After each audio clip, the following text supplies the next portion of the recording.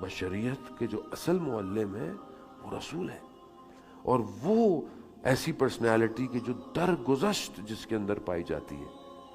یعنی آپ کے سامنے طائف میں تبلیغ کرنے گئے، لوگوں نے لہو لہان کر دیا، پتھر مار کر زخمی کر دیا.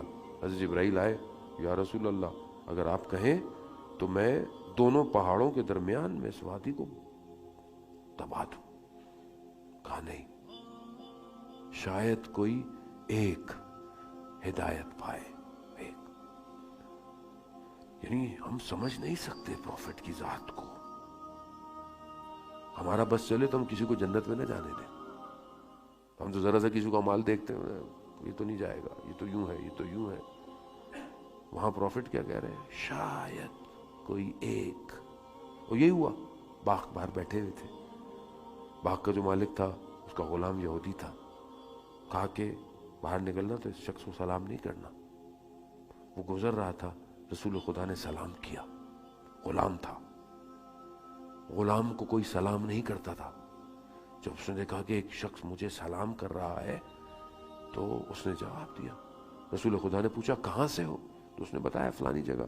تو رسول خدا نے بولا ہاں ہمارے بھائی یعنی فلانے نبی اسی جگہ کے تھے. جب اس نے یہ سنا بیٹھ گیا، تھوڑی دیر رسول کی خدمت میں بیٹھا، مسلمان ہو گیا. ایک شخص ہدایت پا گیا.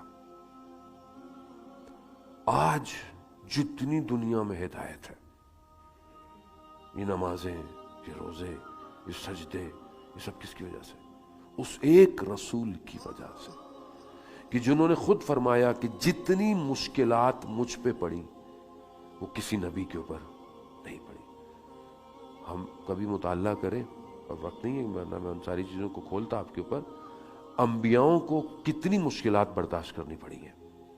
بین طلوعین یعنی صبح کا جو وقت ہوتا ہے فجر، بنی اسرائیل کے نبیوں کی گردنیں کاٹ دی گئی.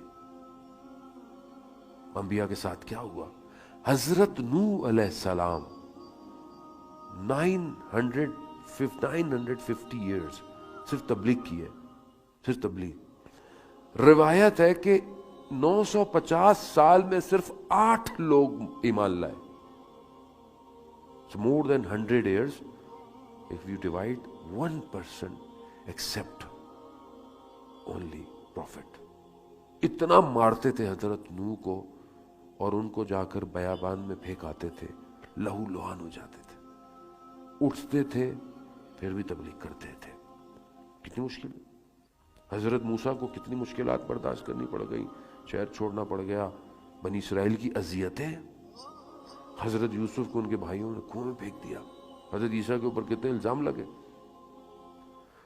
پروفٹ پھر بھی کہہ رہے ہیں کہ جتنی مصیبتیں مجھ پر پڑیں کسی نبی کے اوپر، اس کا مطلب ہے کہ سب سے زیادہ مشکلات پروفٹ نے برداشت کی. شیب ابی طالب میں پتھر کو، سٹون کو اپنے پیٹ پہ رکھ کر بھوک کو برداشت کیا. نبی تھے. عزیزان محترم، اس لیے کہتے ہیں کہ اتنا ہمارا حق بنتا ہے کہ ہم اپنی پروفٹ کی زندگی میں تھوڑا جستجو کریں. ویسے تو پتہ نہیں ہم لوگ کیا کیا گوگل کرتے رہتے ہیں. تھوڑا پروفٹ کی زندگی میں، خب پروفٹ کی زندگی میں معاف کر دینا یہ بہت زیادہ ہے.